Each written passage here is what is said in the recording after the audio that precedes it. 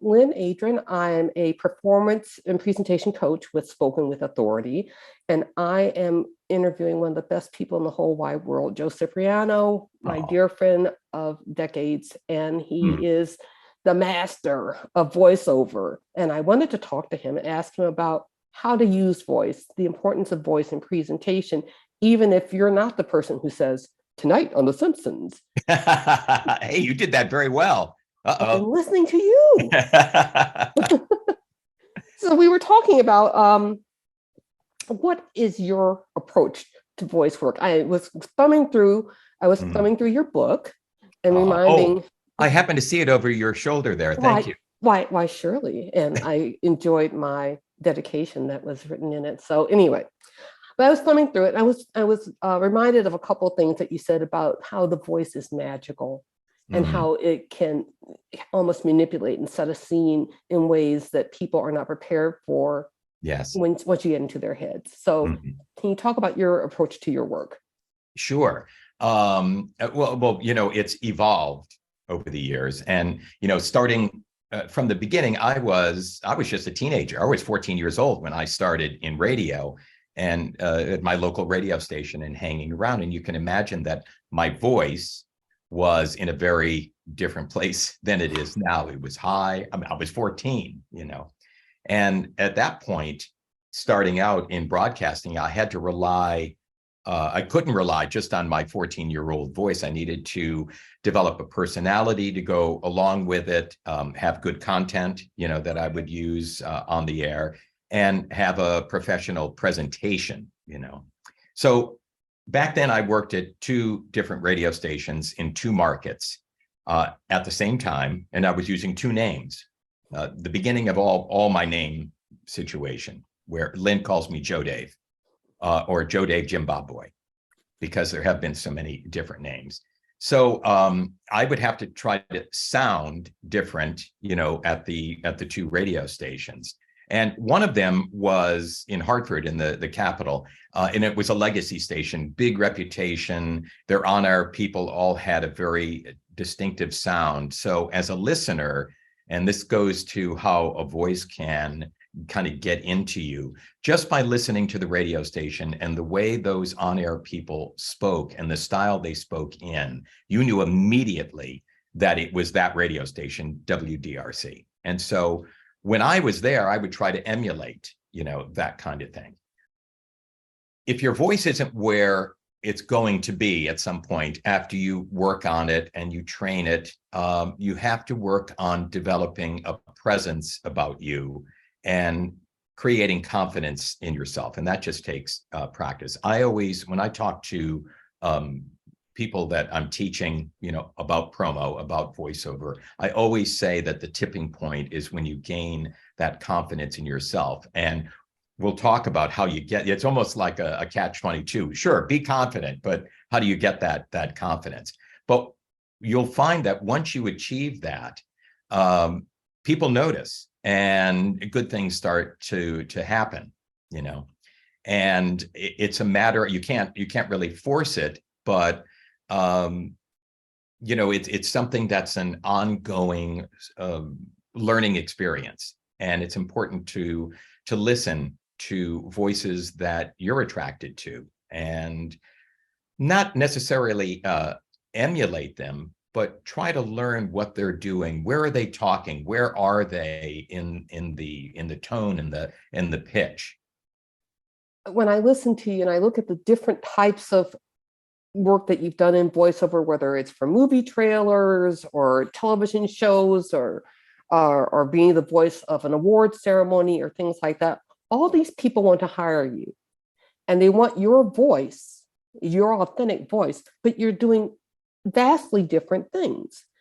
And somehow or another, you can use your authentic voice, but you can work with different material and still resonate with an audience. So I wanted to know if you could say more about that, because I think I'm saying that because I think that sometimes our clients are so wedded to the content that they think they need to present and think that that's going to carry the day, whether they're just talking to a group or they have the ubiquitous slides. Right. they lose track of the fact that their voice is the thing that's important. That's why they're asked to present in person, whether it's on Zoom or in a room. Their voice is important no matter what the material is. So anyway. Absolutely. Boy, you've hit right on something that I talk about all the time, because in voiceover, a lot of people that are coming up listen to the voiceover talent that are working and they try to imitate them. And that's not the way to go, because there's already somebody doing that. But what you're saying about authentic voice and being yourself and always bringing that through, that's something, again, that I always teach is no matter what you're doing, and yes, I could be doing a drama spot, or I could be doing comedy, or it's a reality. And there are all these different tones and deepness of voice, or going up, with high energy. But you always have to have you in there. You have to be yourself, because I always say nobody else is doing that. So that's what makes you unique. And so, yeah, I mean, you're hitting upon something that is so very important. And as far as, for me, doing different genres, and if I'm doing a drama voice, and this is something that anybody can use in speech, up on stage, presentations on Zoom or whatever. There are a lot of different things. The music of what I'm reading to always dictates where I need to be in energy, pace, depth, or not, So the music tells a lot. And there are little tricks, like if you want to make your voice more empathetic or deeper, more presence to it, you get up a little bit closer to the microphone. And as you get closer to the microphone, that presence that you're bringing to it really lowers the pitch in your voice, and it can be very intimate. And that's a kind of a sound that will pull people in.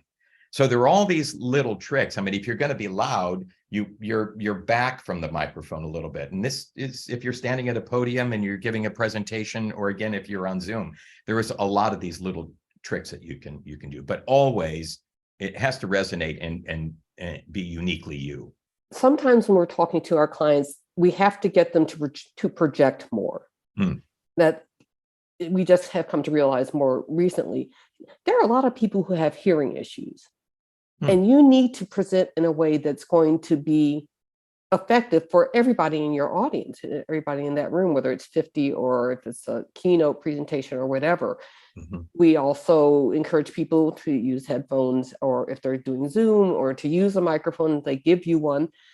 It's not about you using it as a crutch, but it's so that everybody can hear what you're saying. Right. Yeah. but it's a tool. Yeah, exactly. Sure. Yeah. But projection doesn't necessarily have to be loud, like you're saying. I can be more intense, just the way you said, and speak more slowly, and then really underscore the importance of what I'm saying, as opposed to screaming. Yes. So if you could say a little bit more about that. Yeah, it is. It's not about loudness. And again, it comes into gaining that confidence in what you're doing, and not only in the material, but confidence in the way you're presenting it. So yeah, just because you speak louder doesn't mean that you're going to attract people or pull people in. It's the intensity, it's the belief in the subject matter. It's kind of like the whole package. And you brought up something about going fast and rushing. A lot of people will just want to get through it. And these are even people that are so knowledgeable about the subject matter, but presenting it in front of people, listen, we all getting up in front of people, you're always going to have butterflies. I mean, no matter what.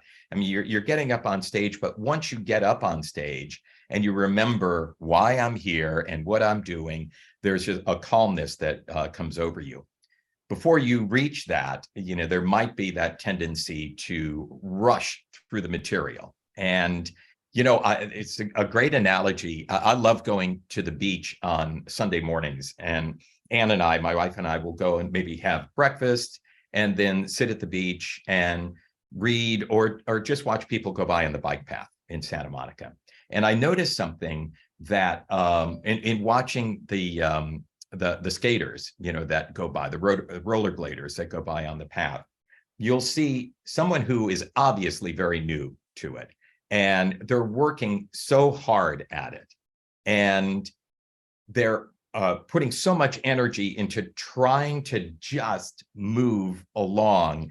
And I relate it to, you could see somebody speak, or you see somebody doing their job, maybe doing voiceover or speaking on stage, and they seem to do it effortlessly. And I kind of put together these rollerbladers working so hard and putting so much effort into it and barely moving. And then the next person comes by who is really skilled in it, and it's completely effortless. And they're moving at such an incredible pace. Their range of movement is such in control. And it's like, it's so easy to them. And it's the same thing with in speaking and being up in front of an audience. If you can settle into the fact that I got this, and you get to that point where you've done this, and practice is very, very important. You practice in front of a mirror, videotape yourself on your iPhone, rewrite your script after you go over it. All of these techniques, you can use to prepare. And once you get that, I got this kind of mentality, you can ease into it. And you're like those rollerbladers that can go seemingly 30 miles an hour, and they're putting no effort into it whatsoever. It's incredible. I'm so glad you said what you said about practice. We encourage our clients to practice. We encourage them to record themselves. They always resist. I'm the same way, and I was in television for 30-something years? Right. So I still don't like to see the video of myself, but the video is how you make the assessment of what you need to tweak and change. Yes. And what you can tweak and change and still be your authentic self. Mm-hmm. Some people think that that there are some people who are just born to do TED Talks. Mm-hmm. Without having ever had that experience and know how much practice and rehearsal they put. I love that. I love watching TED Talks. Yes. Yeah. To reinforce the idea that practice is important. Absolutely. And sometimes, in the voiceover world, more and more now, as things have changed, and COVID, you can blame so many things on COVID, but when we audition now for projects and a script is sent to us by a casting director or by our agents, it used to be you would go into a casting director's office and they would direct you, and they would help change your read and give you different ideas. And how about this perspective? How about if you come at it like this? And so many of us now are self-directing, and that is a real issue. And this happens with, I'm sure, people that you're working with as well. They're videotaping themselves and they're reviewing what they're doing, and they're trying to also self-direct. And that can be difficult. That's when somebody like yourself can come in and give different ideas and view the videotape, do that together, having a coach, of sorts that can give you ideas and different perspectives and ideas that you can try. That's something different. But yeah, I practice just about everything, when it comes to voiceover and when it comes to speaking in front of a class. I have a master class in promos that's coming up. I prepare for it, and I want to have a complete understanding of the material, so that part of it I don't even have to think of. It's then about connecting, and how can I connect these ideas and these skills that are teachable. How do I connect that to the people that are in the class? Such a good point, because the whole point of speaking to a group, even if it's a small group, is about connection. Mm-hmm. So even if the material is some arcane legal point that was delivered in appellate court, which we may have to deal with some of our attorney clients, or expert witnesses who testified in court about the economic ramifications of a merger, there's still the need to connect with that audience. What's the thought process that goes through that with that? Finding things that are relatable. You know, it's so easy to know the material so very well that you can sometimes talk over the top people's heads. So I try to put myself in the position of the people that are in the audience. For me, for example, I remember, okay, when I was starting in voiceover, maybe I didn't know a lot of the terminology. And you can throw out all sorts of terminology that really means nothing to somebody that's new and coming into it. So it's really understanding that and being clear in what you're presenting to them, and try to bring it down to a level. Remember where you were at this point, and connecting on that level. And once you lay all of that groundwork, then you can start to get more intricate, you know, in what you're talking about. We also try to emphasize storytelling. And it's interesting hearing you, because you're actually doing this from two perspectives. If you get a script, that's your script. You got to work with that. You got to figure out how to deliver it, nail it, whatever. When you're teaching your class or you're talking to an audience, now you have to figure out how to connect with the class based, just on, as you said, on your on the material that you already know, but then connecting with the class. So we talk a lot about storytelling so that you can connect. Can you say some more about that? What story do you tell with your classes? People that are in my situation, learning about voiceover, they love to hear, first of all, how you do it, you know, how did you do it? And the stories of the people that you meet along the way, all of these kind of relatable stories, and real simple notions for me, in that I'm a very positive person, and I'm a never give up kind of person. And those are two very important things to have when you're going after a career in voiceover, for example, because you always get more no's than you get yeses. And that can really, you know, get you down. So you always have to keep a positive perspective on that and keep going. And you know, they always say, it's not personal, you know, but they're saying, we don't like your voice and we really don't want to work with you, you know. So you have to somehow not internalize that and take that as you know, rejection. So yeah, so you know, it's that, and it's staying positive and always moving forward and never giving up. I always say that the people who are going to succeed in voiceover, sure, you have to have the talent. You can work on honing your talent and getting better and better and better all of the time, but it's always going to be the most persistent person or people that make it. It's the last ones standing after possibly years of rejection that then find success in the field. Let's talk a little bit about voice quality. You talked about that a little bit before, but protecting your voice, or what voice quality aspects are the ones that are most successful. I think a lot of people just assume that there are perfect voices for voiceover. And if you don't have that voice, well, shame on you. Well, you know, Don LaFontaine, who was one of the most famous trailer voices in the world, he's the person who coined "In a World, One Man," you know.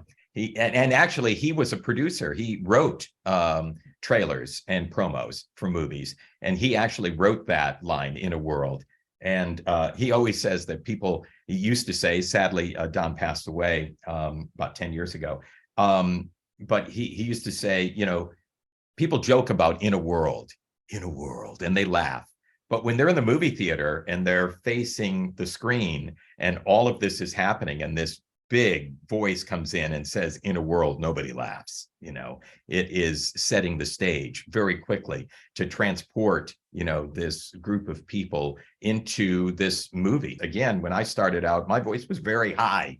And I made a lot of my successes in my career were doing comedy promos for the Fox network and CBS network that were very, very high energy and high pitch. And I remember Don saying to me, you work hard at getting your voice up there. He said, when we're just talking like this, he said, listen to your voice. Your voice is down here. You should explore that voice and find all of your voices. And I thought, wow, that is really interesting. And that led me to, I had found that NBC was looking for a drama voice for their promos. And I thought, I'm going to do what Don said. And I started working on my deep register voice. And again, pulling in close to the microphone, the music, that I would use. And I actually got the job and I became the drama voice of NBC for about 2.5 years. As you asked about protecting your voice, for example, if you were doing a presentation one day, the night before, you wouldn't go to a rock concert. Exercise is really important. Your vocal cords are a muscle. You have to drink a lot of water, but it should always be room temperature water. It's all of those kind of things to kind of protect your voice and work with your voice and always keep moving forward in searching out new ways that you can use your voice. We always talk about using your diaphragm, and you're really not speaking from your vocal cords. You're bringing, the air up from your diaphragm. And an easy way to practice that is to lie flat on the floor on your back. And while you're there, just concentrate on your breathing. And you'll notice, just because you're in that prone position, that your stomach goes up and down, and you automatically start breathing through your diaphragm. And it's a matter of learning what that feels like and then bringing that into your presentation when you're speaking. If you're speaking only from your throat, you're going to end up with a sore throat. I mean, you need a lot of air passing through those cords. Thing that I've noticed, being more aware of voice quality, and also when I was working with my students from Syracuse, the broadcast journalism students, it's the idea that there isn't a perfect voice, and sometimes the quirky voice can be the memorable voice. Absolutely. So some people think that, oh, I don't have the right voice to do a presentation because my voice isn't melodious like you're talking about. The idea of different voices is appealing to me. Can you say more about that? Yeah, I mean, that's, again, going back to Don, when he said, find all of your voices, because he had that God-given voice that was, he always would talk about, was in a frequency range that would cut through anything. He could be doing a movie trailer, Terminator 2, and there were explosions going off and orchestral music playing. There's so much audio, just a mass of audio that's being thrown out through the speakers, yet his voice was in a frequency range that would cut right through it. So yeah, I mean, it's very interesting in that a quirky voice can be something that is so interesting and draws you in, and we want to find out more about this person, or you just engage with this person a little bit more. So people have sometimes an idea in their head that they want to sound like so-and-so. And I need to sound like an announcer on television or radio. And you really don't. I mean, if you look at the voiceover world, there are all types of voices all across the spectrum, and every voice is working. It could be animation. It's a wonder to watch a talent who is so good at animation, and to see their face, their body, and to hear these different voices that are coming out of it. It's remarkable, But you're absolutely right. I mean, any kind of voice can work. I think it could sometimes get you into a negative state of mind if you're thinking, I wish my voice sounded like this. And again, it goes back to what we're saying. You always bring yourself into it. It's what makes what you're doing uniquely you, and nobody else is doing that. I guess that also goes with conviction. Mm-hmm. If you believe strongly in what you're saying, and sometimes our clients are talking about very serious topics, I I align it like speaking truth to power. You may have those nerves, but you can come out of those nerves with more conviction about why it's important to be speaking. Mhm. I don't know if there's an analogy with that, with some of the voiceover work you've done. A lot of it's commercial, but I know you've done other things too, Mhm. charitable and otherwise. So when you want to reinforce the importance of what you're saying, what do you have in your head? What tricks do you use? Yeah. If it's scripted material, it's something that you mentioned earlier. There's always a story. So when you're breaking down a script and whatever it may be, commercial or narration, even a promo can be a 20-second promo, but it still has a story arc to it. So it's a matter of finding what the story is within the script that you've written or that has been written for you, and then telling that story and telling it in the way that you would tell it. When you tell a story, you think of it as if you're telling a story to your friend, or you're sitting around a campfire, or you're out to dinner with somebody. Just the way we all are storytellers. It's just not forgetting that and not letting the script trip you up. Find where the story is and then be able to tell it. Do's and don'ts. Let's start with the don'ts. If we're gonna, and then we'll get to best practices. Don't worry about everybody else, and don't worry about why can't I sound like them, or why what's wrong with me. It's so don't worry about what other people are doing. Okay. Also, it's always interesting and I think helpful to remember that it's not always about you. When you walk into the room, there's other people involved too. I mean, we sometimes have this thing that a thought that everybody is looking at me. And sure, when you're up on stage, they are. But you know what? There's a lot of other things that are going on as well. So that would be a don't. Don't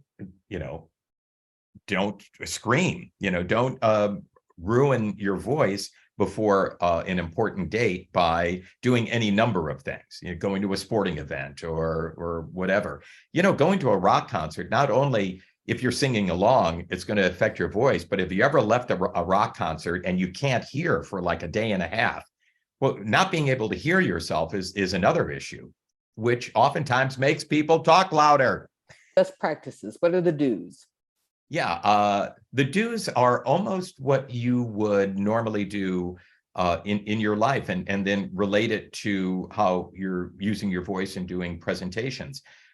Exercise, getting plenty of sleep, hydrating,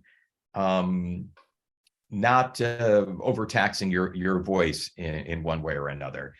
The cold can affect your voice. You'll feel it the next day. It's a matter of thinking ahead on how can I protect the instrument that I need the most, that I'll be using tomorrow, and an overall lifestyle where you're hydrating, you're exercising, you're getting a good amount of rest.